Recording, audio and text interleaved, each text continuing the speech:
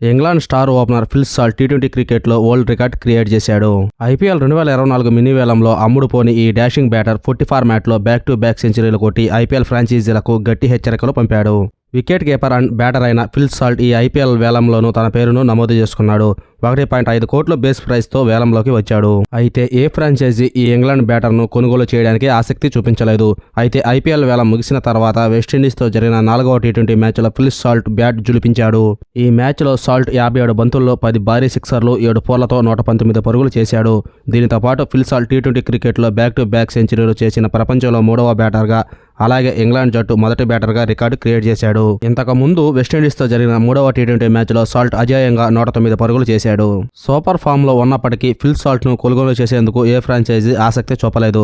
దీని తర్వాత England opener మరో సెంచరీతో చెలరేగాడు. దీని ద్వారా ఐపీఎల్ ఫ్రాంచైజీలకు తన బ్యాట్ ద్వారా స్పష్టమైన సందేశం పంపాడు. ఫిల్ సాల్ట్ గత సీజన్లో ఢిల్లీ క్యాపిటల్స్ తరపున ఆడాడు.